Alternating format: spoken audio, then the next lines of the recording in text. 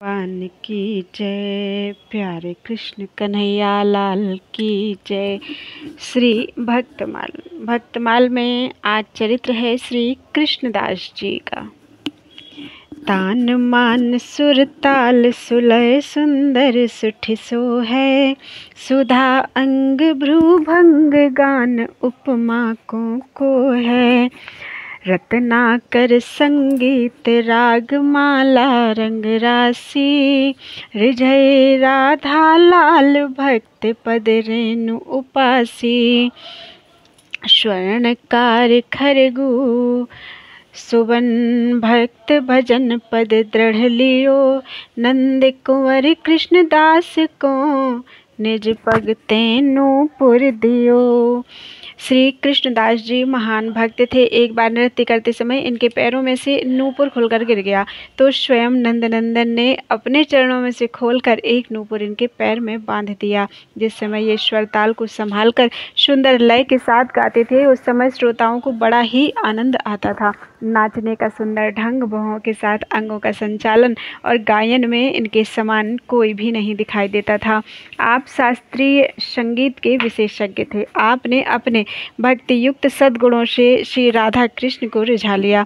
भक्तों की चरण धूलि के उपासक खरगू स्वर्णकार के सुपुत्र श्री कृष्णदास जी ने भक्तों की सेवा का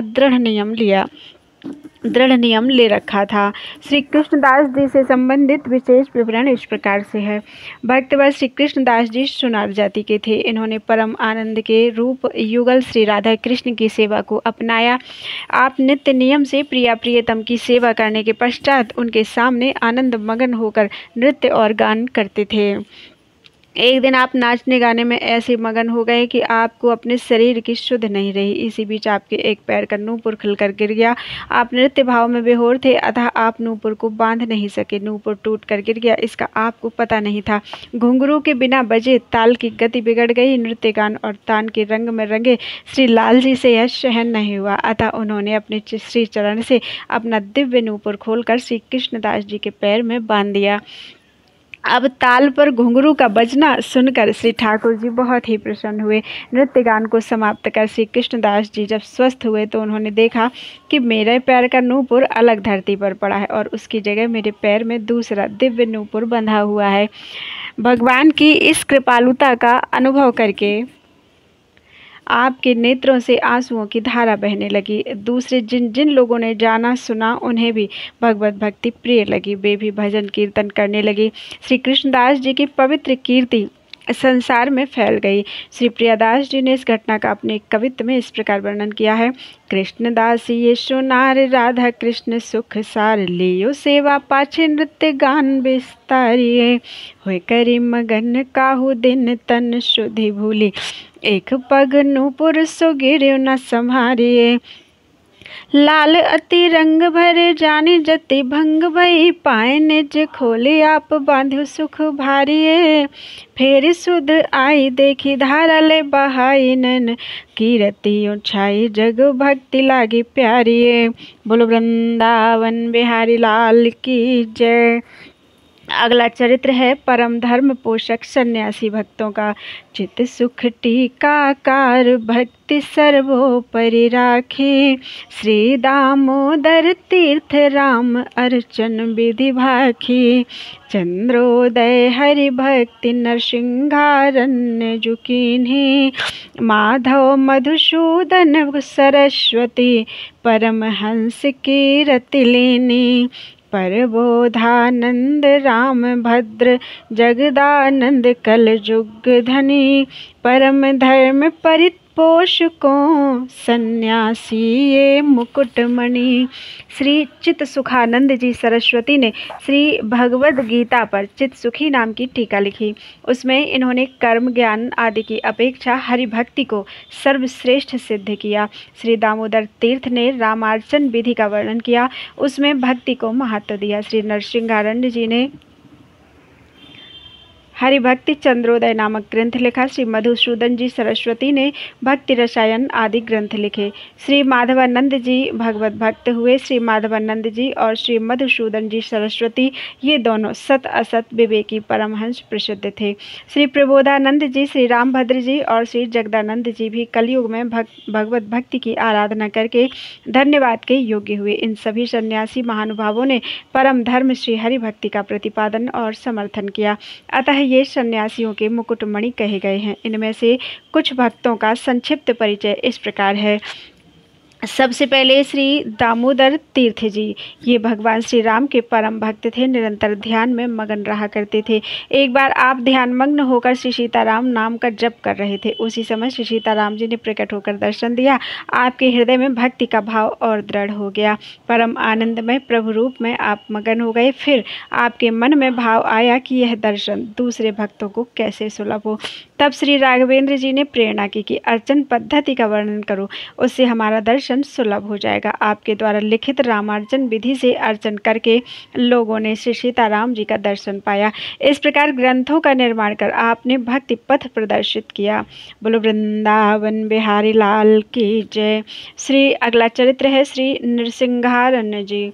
आपको भक्ति अत्यंत प्रिय थी। आपने हरिभक्ति चंद्रोदय नामक उत्तम ग्रंथ की रचना की। उसमें जीव लोक की मुक्ति भूमि पर विवेक को राजा बताया। उसके शत्रु मोह से विवेक का बड़ा भारी युद्ध हुआ। शील, धर्म, संतोष और वैराग्य आदि को विवेक के सेनानी बताया। काम, क्रोध, लोभ और ममता आदि को मोह के सेनानी कहा। चिरकाल तक भयंकर युद्ध के पश्चात मोह जीत गया और विवेक की सेना भाग खड़ी हुई। विवेक की एक श्रद्धा नाम की स्त्री थी। उसके गर्भ में प्रीति नाम की एक कन्या थी। उसी समय उसका जन्म हुआ और वह तत्क्षण बड़ी हो गई, बहुत बड़ी हो गई। उसने ज्ञान रूपी खड्ग को हाथ में लिया और सेना सहित मोह को मार भगाया। फिर विवेक की शक्ति जगी, उसके मरे सैनिक जी उठे। इस प्रकार भक्ति की विजय का वर्णन करके आपने परम धर्म का पोषण किया। बोलो वृंदावन बिहारी लाल की जय। अगला चरित्र है श्री रामभद्र जी। ये भगवान श्री राम के परम भक्त थे। चातुर्मास्य व्रत के लिए आप एक स्थान पर ठहरे। वहाँ आपके सदुपदेशों को सुनने के लिए बहुत बड़ी भीड़ एकत्रित होती थी। वर्षा ऋतु के बीत जाने पर आप वहाँ से चलने के लिए तैयार हो गए, क्योंकि भीड़ भाड़ और प्रतिष्ठा आपको अच्छी नहीं लगती थी। भगवान ने स्वप्न दिया कि वर्षा के बाद शरद ऋतु में भी यही निवास करो और अपने उपदेशों से लोगों में भक्ति का प्रचार करो। आपने स्वप्नादेश का उल्लंघन कर दिया, उसे केवल अपने मन का विकार माना, भगवत आदेश नहीं माना और आश्विन शुक्ल दशमी भी नहीं आने दी। प्रतिपदा को ही चल दिए। मार्ग में एक नदी मिली। आपने देखा कि पानी थोड़ा है, अतः पैदल ही उसे पार करने के लिए उसमें घुसे। बीच धार में पहुंचते ही जल की बाढ़ आ गई। तेज गहरी धार में श्री रामभद्र जी बहने और डूबने लगे। तब आपको भगवान श्री राम की याद आई। आप अपनी भूल पर पछताने लगे। शरीर का अंतिम समय समझकर राम नाम का स्मरण करने लगे। तब श्री राम ने झट हाथ पकड़ लिया और बड़ी मधुर वाणी से बोले, तुमने मेरी आज्ञा को छोड़ा, अब मैं तुमको नदी के जल में छोड़ रहा हूँ। श्री रामभद्र जी ने कहा, प्रभु, मैं अज्ञानी जीव आपका शिशु अनुचित कर सकता हूँ, पर आप अपने स्वभाव को नहीं छोड़ सकते हैं। ऐसे दीन वचन सुनकर प्रभु ने इन्हें नदी से निकालकर तट पर खड़ा कर दिया और स्वयं आप फिर नदी में कूद पड़े। भगवत स्पर्श और दर्शन से कृतार्थ हुए श्री रामभद्र जी से नहीं रहा गया, ये भी नदी में कूद पड़े। हंसकर प्रभु ने इन्हें फिर से निकाला और अपने दर्शनों से इनके मनोरथ को पूर्ण किया। प्रेम मगन होकर आप पुनः उसी स्थान पर आ गए। सुनकर लोगों की भीड़ उमड़ पड़ी। आपने स्वप्नादेश और भगवत कृपा का वर्णन करके सभी के मन में भक्ति भाव भर दिया। बोलो वृंदावन बिहारी लाल की जय। अगला चरित्र है श्री जगदानंद जी। श्री जगदानंद जी भगवान श्री राम के अनन्य भक्त थे। आपकी जैसी भक्ति भगवान श्री राम के चरणों में थी, वैसी किसी बिरले ही पुरुषों में होगी। आप में वर्ण, आश्रम या विद्या आदि का अहंकार बिल्कुल नहीं था। वैष्णव संत को देखते ही उसके चरणों में सिर झुकाते, उसकी परिक्रमा करते और मधुर वाणी से सत्कार करते हुए कहते कि आज मेरे धन्य भाग्य हैं जो मुझे श्री राम जी के प्यारे मिल गए। भोजन, विश्राम आदि के बाद उनसे प्रार्थना करते कि श्री राम जी की कोई कथा सुनाइए। इस प्रकार सत्संग में सर्वदा भगवत कथाओं को कह सुनकर परम धर्म का प्रचार प्रसार करते। एक बार दो संत तीर्थ यात्रा करते हुए काशी जी में आए। वहाँ एक संत बीमार हो गए और उनका शरीर छूट गया। उसके वियोग में दूसरा संत करुण क्रंदन करने लगा, हाय मैं अचानक ही आपके सत्संग से वंचित हो गया। उसका विलाप सुनकर श्री जगदानंद जी से रहा नहीं गया। निकट जाकर आपने उसे कृपा भरी दृष्टि से देखा और उसके दुख को दूर करने के लिए उससे कहा, संत जी आप विलाप ना करें, ये मरे नहीं हैं। आपके साथ साथ तीर्थ यात्रा को पूर्ण करके अपने स्थान में पहुँचकर आज से 1 माह के बाद शरीर त्याग कर बैकुंठ को पधारेंगे। आपका स्पर्श पाकर संत उठ बैठे। दोनों ने आपको शुद्ध महापुरुष मानकर दंडवत प्रणाम किया। इस प्रकार आपने अनेकों के संकट काटकर उन्हें परम धर्म का उपदेश दिया। बोलो वृंदावन बिहारी लाल की जय। अगला चरित्र है श्री मधुसूदन सरस्वती जी। ध्यानाभ्यास वशीकृतेन मनसा तन्निर्गुणं निष्क्रियम्। ओम हरे। ज्योति किंचन योगिनो यदि परम पश्यन्ति पश्यन्तु ते। अस्माकं तु तदेव लोचन चमत्काराय भूयाच्चिरम्। कालिंदी पुलिनोदरे किमपि यन्न नीलं महो धावति। बंसी विभूषित करान्नव नीरदाभात। पीतांबरादरुण बिंब फलाधरोष्ठात्। पूर्णेन्दु सुंदर मुखादरविंद नेत्रात्। कृष्णात् परम किमपि तत्त्वमहं न जाने। प्रमाणितोऽपि निर्णीतं कृष्ण महात्म्यम अद्भुतम। न शक्नुवन्ति ये सोढुं ते मूढ़ा निरयं गताः।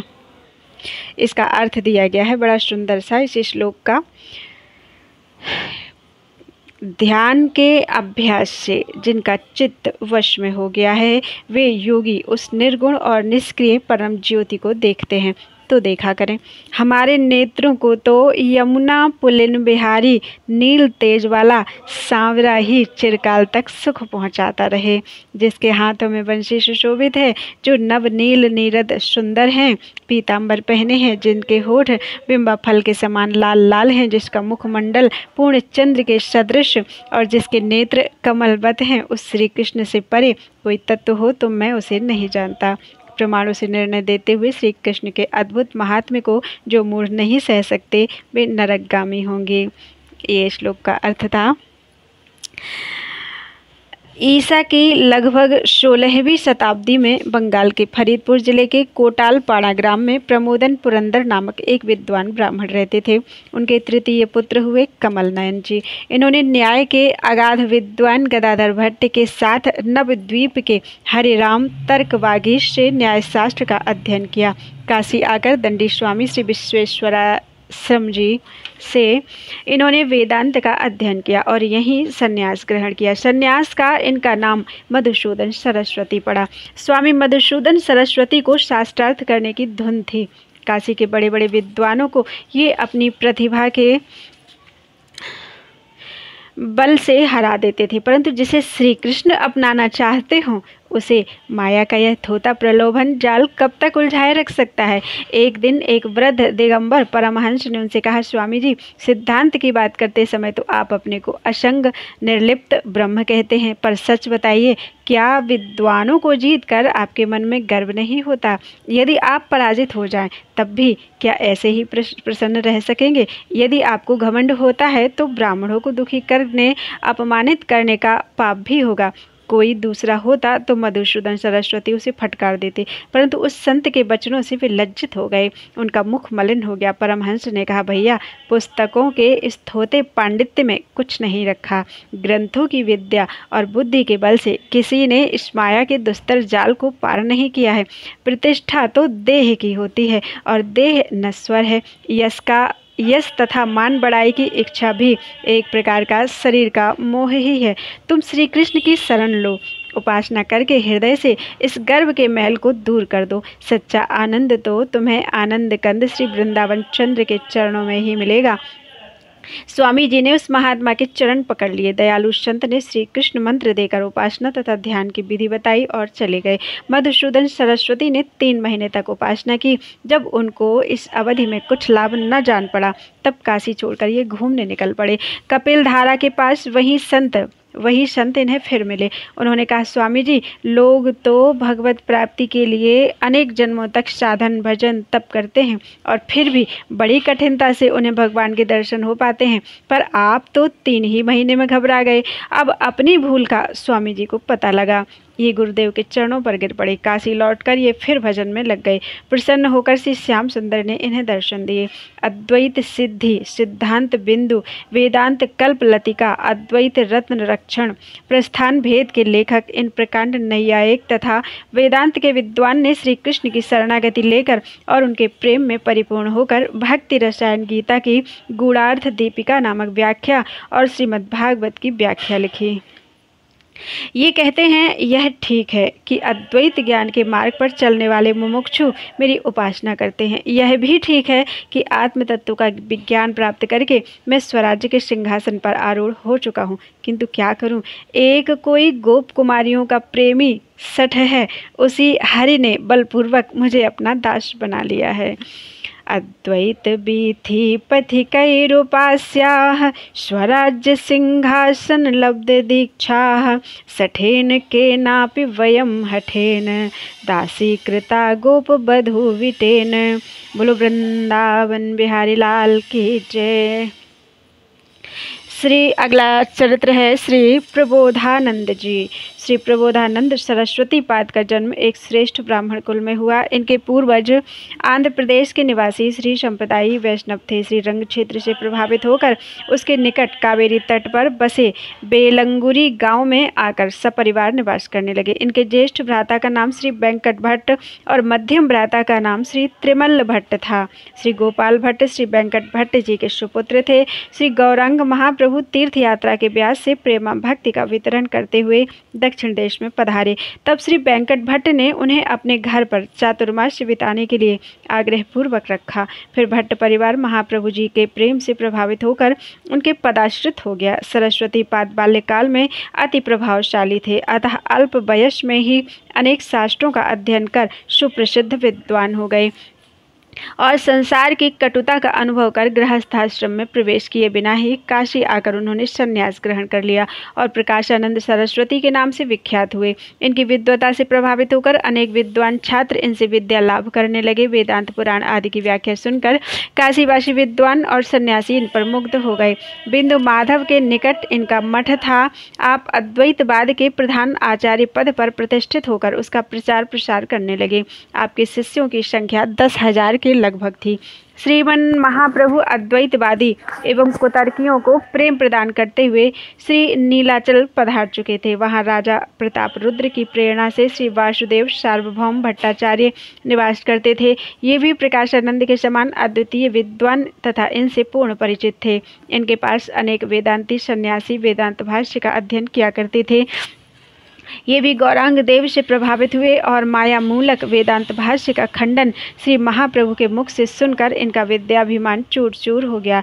षडभुज महाप्रभु का दर्शन करके तो इन्होंने पूर्ण रूप से प्रभु चरणों में आत्मसमर्पण ही कर दिया और उनके अनुयायी बन गए। यह बात जब प्रकाशानंद जी ने सुनी तो उन्हें बड़ा आश्चर्य हुआ और उन्होंने महाप्रभु को कोई इंद्रजाली समझा। धीरे धीरे इन्हें यह भी ज्ञात हुआ कि मेरे पूर्वाश्रम के भ्राता और भतीजा आदि भी श्री कृष्ण चैतन्य सन्यासी के रंग में रंग गए।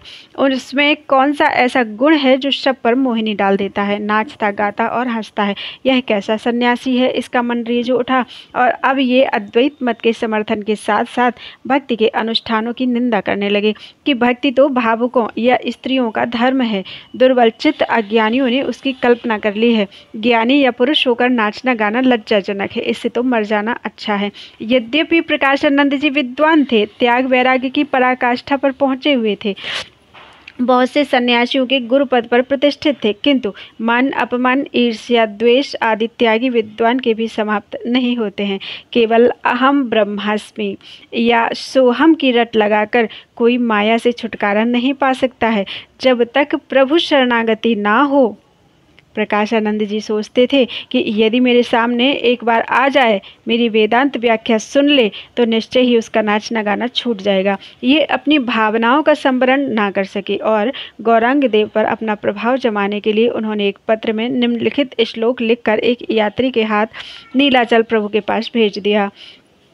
यत्रास्ते मणिकर्णिका मत्सरः स्वदीर्घिका दीर्घिका रत्नं तारकम् अक्षरं तनुभृते शम्भुः स्वयं यच्छति तस्मिन्नद्भुतधामनि स्मररिपोर्निर्वाणमार्गे स्थिते मूढोऽन्यत्र मरीचिकाशु पशुवद प्रत्याशया धावति। अर्थात जहाँ मणिकर्णिका नामक निर्मल सरोवर है और श्री गंगा सरी की पवित्र नदी है तथा जिस स्थान पर स्वयं श्री शंकर जी सभी प्राणियों को मोक्षप्रद अर्थात तारक मंत्र रत्न प्रदान करते हैं, कामदेव के रिपु श्री शिव जी के ऐसे अद्भुत धाम को जो मोक्ष मार्ग में स्थित है उसे छोड़कर अन्यत्र अज्ञानी पशुवत मूर्ख मनुष्य ही सुख की आशा से मृग मरीचिका में दौड़ता है। तात्पर्य यह है कि काशी में आकर रहने से मोक्ष मिलेगा और अन्यत्र रहने से भवसागर में डूबना पड़ेगा। श्री महाप्रभु जी ने बड़े आदर के साथ पत्र को लिया पर श्लोक पढ़कर प्रसन्नता नहीं हुई। पत्र प्रेषक के सम्मानार्थ श्री गौरांग देव ने उसी यात्री के हाथ उत्तर स्वरूप में निम्नलिखित श्लोक लिखकर भेज दिया। घर्मांभो मणिकर्णिका भगवतः पादाम्बुभागीरथी काशीनां पतिर्धर्मस्य भजते श्री विश्वनाथः स्वयं एतस्यैव हि नाम शम्भुनगरे निस्तारकं तारकं तस्मात् कृष्ण पदाम्बुजं भज सखे श्रीपाद निर्वाणदम। हे सखे, मणिकर्णिका का जल भगवान के श्री अंग का श्वेद है और श्री गंगा जी उन्हीं के चरणों का जल चरणामृत है। इसी से काशीपति विश्वनाथ उसे अपने मस्तक पर धारण करते हैं और वे स्वयं भगवान का अर्धांग हैं और उनका भजन करते हैं। इन्हीं भगवान के नाम मंत्र को प्रदान कर शंकर जी काशी में सभी प्राणियों को मोक्ष प्रदान करते हैं। इसलिए हे श्रीपाद, मोक्षदायक श्री कृष्ण के चरण कमलों का भजन कीजिए। श्री प्रकाशानंद जी इसका कुछ भी खंडनात्मक उत्तर तो दे नहीं सके। तब महाप्रभु के प्रसाद ग्रहण पर आपत्ति उठाकर उन्होंने पुनः यह एक श्लोक लिखकर भेजा। विश्वामित्र पराशर प्रभृतयो वाताम्बुपर्णाशनास्तेऽपि स्त्रीमुख पंकजं सुललितं दृष्ट्वैव मोहं गताः शाल्यन्नं सघृतं पयोदधियुतं ये भुञ्जते मानवाः तेषाम् इन्द्रियनिग्रहो यदि भवेत् विन्ध्यः तरेत् सागरम्। विश्वामित्र, पराशर आदि मुनिगण जो केवल वायु, जल एवं पत्ते खाने वाले थे वे भी स्त्री के मनोहर मुख कमल को देखकर मोहित हो गए थे। तब जो लोग घी, दूध और दही से युक्त शाली चावल का नित्य प्रति भोजन करते हैं वे यदि अपनी इंद्रियों पर निग्रह कर लें तो समझो कि विंध्याचल पहाड़ समुद्र पर तैर गया। अर्थात उक्त प्रकार का भोजन करने वाले आप जितेंद्रिय नहीं हो सकते। अतः निश्चित है कि विषयी हैं, सन्यासी नहीं। इस श्लोक को पढ़कर श्री महाप्रभु ने निष्प्रयोजन समझकर कुछ भी उत्तर नहीं दिया, परंतु प्रभु के किसी भक्त ने यह उत्तर लिख भेजा। सिंहो बलि द्विर्दशु कर्मास भोजी, सिंहो बलि द्विर्दशु कर्मास भोजी, संवत्सरेण कुरुते रतिमेकवारं, पारावतः खलु शिलाकणमात्र भोजी, कामी भवेन्नुदिनं, कामी भवेन्नुदिनं वद को अत्र हेतु। बलवान सिंह, हाथी और शूकर आदि के मांस का भक्षण करता है, किंतु सिंघनी के साथ वर्ष में एक बार ही रति करता है, परंतु कपोत मात्र शिलाकणों को खाकर भी प्रतिदिन कामी बना रहता है। बताइए इसका क्या कारण है। इस उत्तर को पाकर वे निरुत्तर हो गए। श्री वासुदेव सार्वभौम जी को जब इसका पता लगा तो वे क्षुब्ध हो गए और उन्होंने प्रभु से अनुमति लेकर काशी आकर इन्हें समझाना, फटकारना चाहा, पर प्रभु ने निषेध कर दिया। संवत 1570 में श्री गौरांग देव श्री वृंदावन की यात्रा करते समय काशी में पधारे। अपने भक्त तपन मिश्र और चंद्रशेखर की इच्छा से कुछ दिन ठहरे। काशी के एक महाराष्ट्रीय ब्राह्मण प्रकाशानंद के भक्त थे। महाप्रभु के दर्शन कर और उनका कीर्तन सुनकर इनके अनन्य भक्त बन गए। एक दिन उन्होंने प्रकाशानंद के सामने महाप्रभु के अष्ट सात्विक विकारों का वर्णन किया और उनकी प्रशंसा की। उसे सुनकर उपहास करते हुए वे बोले, हाँ हाँ, मैंने भी सुना है, चैतन्य नाम का भावुक सन्यासी है। है वह हीन संप्रदाय का है, इंद्रजाली है, मूर्ख है, उसे तो अपने धर्म का भी ज्ञान नहीं है। इसने सार्वभौम को पागल बना दिया, पर यहाँ काशी में उसकी भाव काली माँ किसी पर नहीं चढ़ेगी। यह सुनकर ब्राह्मण को बड़ा कष्ट हुआ। सारा वृत्तांत उसने महाप्रभु जी को आकर सुनाया और कहा कि उन्होंने केवल चैतन्य चैतन्य ही कहा, आपका पूरा नाम भी सादर नहीं लिया। श्री महाप्रभु ने कहा, वे मायावादी हैं, अतः उनके मुख में श्री कृष्ण नाम कैसे आ सकता है। कुछ दिन काशी में निवास कर आप श्री वृंदावन की ओर चल दिए। श्री प्रकाशानंद ने जब यह सुना तो वे प्रसन्न होकर बोले, मैंने जो कहा था वही हुआ। मेरे डर के मारे वह मेरे पास तक नहीं आ सका। मेरा विश्वास है कि अब वह काशी में आएगा ही नहीं, और यदि आएगा भी तो क्या कर लेगा। पर तुम लोग सावधान रहना, उसके पास भूल कर भी नहीं जाना। ज्ञानी सन्यासी के मुख से ऐसी बातें सुनकर सज्जनों के प्राण रो उठते। श्री वृंदावन की यात्रा करके पुनः श्रीमन महाप्रभु काशी जी में पधारे और तपन मिश्र के घर पर ठहरे। गौर भक्त चाहते थे कि प्रभु कृपा सभी को प्राप्त हो। महाराष्ट्रीय ब्राह्मण ने सोचा कि प्रकाशानंद जी ने अभी प्रभु के दर्शन नहीं किए, इसी से निंदा करते। यदि एक बार उनसे मिलन हो जाए तो उनकी कुमति नष्ट हो जाएगी। इस प्रकार दोनों महापुरुषों को मिलाने के लिए उस ब्राह्मण ने काशी के सभी सन्यासियों को भिक्षा के लिए निमंत्रण दिया। श्री महाप्रभु ऐसे किसी भोज भंडारे में जाने के इच्छुक नहीं थे, पर वे कई भक्तों के प्रेमाग्रह को टाल न सके, चलने के लिए तैयार हो गए। इस समाचार को सुनकर लोग तरह तरह की बातें करने लगे। निर्धारित समय पर सभी सन्यासी इस उत्सुकता से आए कि देखें उस सन्यासी को जिससे प्रभावित होकर लोग उसे ही भगवान मानने लगते हैं। कुछ लोग शास्त्रार्थ सुनने, मिलन के दृश्य एवं उसके परिणाम का साक्षात्कार करने आए। श्री प्रकाशानंद जी ऊंचे सिंहासन पर आकर विराजे।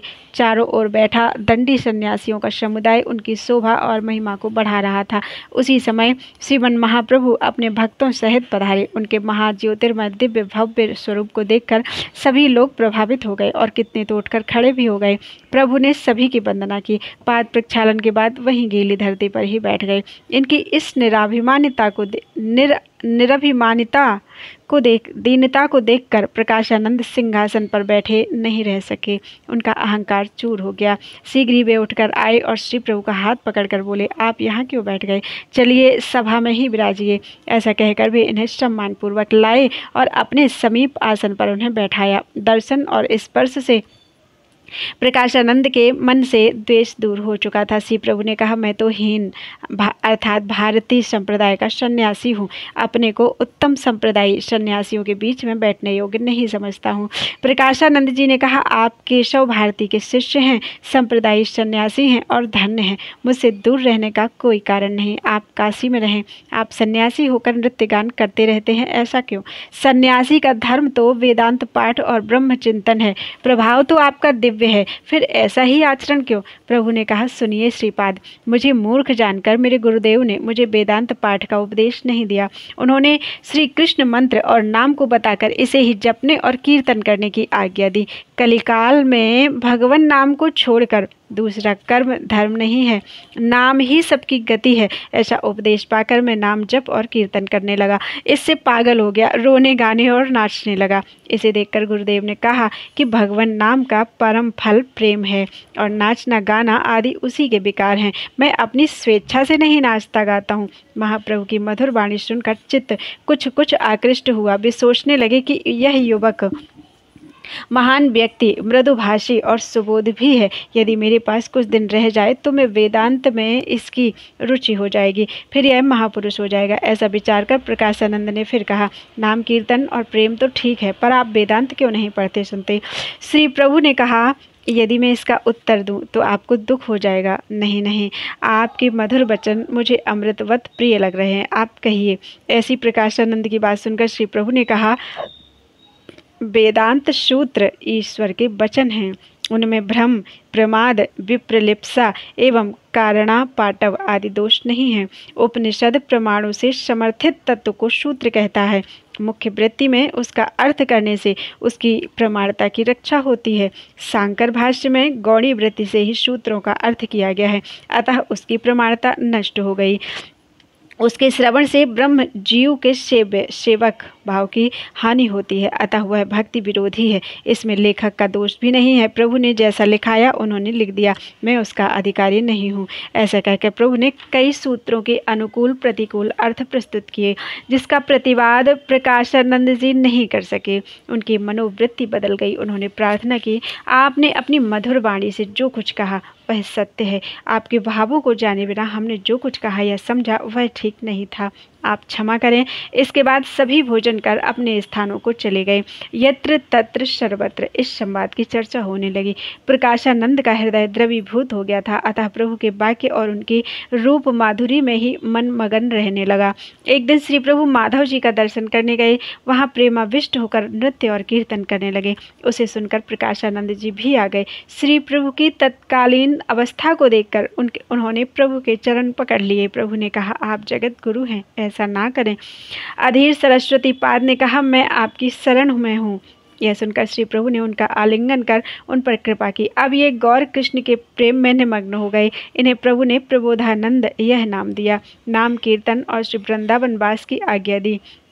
श्री महाप्रभु नीलाचल की ओर एवं श्री प्रबोधानंद पाद सरस्वती श्री वृंदावन की ओर चले। संवत 1571 में श्री वृंदावन आ पहुँचे। यहाँ श्री लोकनाथ, श्री भूगर्भ गोस्वामी, श्री रूप सनातन आदि से मिलकर हर्षित हुए। श्री गोपाल भट्ट को देखकर तो बहुत ही संतुष्ट हुए। श्री वृंदावन के रसिकों का निरंतर सत्संग एवं श्री वृंदावन धाम तथा लीला की माधुरी का आस्वादन करते हुए संस्कृत काव्यों में उसका वर्णन करने लगे। इनके ग्रंथों को पढ़ने वाले आनंद रसोन्मत्त होकर झूम उठते हैं। श्री गौर गणोद्देश में कहा गया है कि तुंग विद्या व्रजे याशीत सर्वशास्त्र विशारदा सा प्रबोधानंदयति गौरोदगान सरस्वती। ब्रज लीला में सर्वशास्त्र विशारदा जो तुंग विद्या है, नवदीप लीला में वही गौर गुण गायक श्री प्रबोधानंद सरस्वती हुए हैं। जैसे जय विजय आसुरी भाव में आए और उनके सहारे भगवान ने असंख्य असुरों का कल्याण किया, इसी प्रकार इन्हें प्रथम मायावाद में आविष्ट कर श्री महाप्रभु ने असंख्य मायावादियों का उद्धार किया। श्री लालदास कृत बंगला भक्तमाल में लिखा है कि प्रकाशानंद सरस्वती नाम तारछिल, प्रकाशानंद सरस्वती नाम तारछिल, प्रभुई प्रबोधानंद बलिया राखिला। श्री रसिक अनन्यमाल में लिखा है कि श्री प्रबोधानंद सरस्वती बड़े भारी विद्वान एवं काशी के निवासी थे। शास्त्रार्थ में इन्होंने उद्दंड विद्वानों को जीता। काशी से आकर श्री वृंदावन के सभी ठाकुर द्वारे देखे और अनेकों आचार्यों के दर्शन किए, परंतु उनके मत आपको अच्छे नहीं लगे। श्री परमानंद जी रसिक से मिले और सत्संग करके संतुष्ट हुए, पर नित्य विहार की बात आपके मन में नहीं आई। फिर शास्त्रों पुराणों में वर्णित मानसरोवर की महिमा सुनकर कुछ श्रद्धा हुई। तब ये बैसाखी पूर्णिमा की रात में जाकर वहाँ रहे। गोधन देखकर प्रसन्नता हुई। उसके बाद वहाँ उदासी दिखाई पड़ी। 2 घड़ी रात गए, वहाँ भयानक दृश्य दिखाई दिया। फिर सिंह सिंहनी का गर्जन सुनकर शंकित हुए। उसके बाद नाग नागिन ने दर्शन दिए। पश्चात पवन ने बुहारी लगाई और बादलों ने छिड़काव किया। शीतल मंद सुगंध समीर के स्पर्श से श्री प्रबोधानंद जी को निद्रा आ गई। श्री कुंज बिहारी ने इन्हें अनधिकारी समझकर मथुरा की कुटी में पहुंचा दिया। जागने पर आपको विश्वास हुआ। आपने परमानंद जी से मिलकर सारा वृत्तांत कहा और प्रार्थना की कि आप हमें नित्य विहार रस प्रदान कीजिए। तब इन्होंने इस रस के दानी श्री हित हरिवंश महाप्रभु के चरणों की सेवा की सम्मति दी। श्री प्रबोधानंद जी श्री हित जी के दर्शन कर प्रबोधानंद जी ने श्री हित जी के दर्शन किए। इन्होंने कृपा करके रसोपासना की पद्धति बताई और नित्य विहार के दर्शन करा दिए। तब श्री प्रबोधानंद जी ने हित स्तुति अष्टक एवं श्री वृंदावन शतक आदि ग्रंथों की रचना की। उसमें नित्य विहार रस केली का वर्णन किया और अनन्य निष्ठापूर्वक श्री वृंदावन धाम में वास किया। श्री प्रबोधानंद जी बड़े रसिक एवं प्रेमानंद में विभोर रहने वाले महान संत और आनंद कंद श्री गौरांग महाप्रभु के प्रिय सेवक थे। आपने श्री वृंदावन बिहारिणी बिहारी जी की नित्य नई नई निकुंज लीलाओं का अनुभव करके उनका अपने ग्रंथों में वर्णन किया तथा प्रिया प्रियतम की अनुपम रूप माधुरी के मधुर रस का पान कर उन्हें अपने नेत्रों की पुतली बना लिया। श्री वृंदावन महिमामृत आदि ग्रंथों में आपने श्री वृंदावन धाम के वास से मिलने वाले दिव्य सुख को प्रकाशित किया। इस प्रकार ब्रज रस के परम आनंद सागर को भावुकों के लिए सुलभ किया तथा भगवत भक्ति विहीन कर्म धर्मों के आचरण को आपने त्याज्य बताया। बताया। आपके द्वारा वर्णित रस सिद्धांत को पढ़ पढ़कर एवं सुन सुनकर करोड़ों भक्तों ने प्रेम रंग प्राप्त किया। श्री वृंदावन धाम का वास आपको ऐसा प्रिय लगा कि आपने उस पर अपना तन मन और धन सर्वस्व न्यौछावर कर दिया। श्री प्रियादास जी ने श्री प्रबोधानंद जी के इस वृंदावन प्रेम का इस प्रकार वर्णन किया है।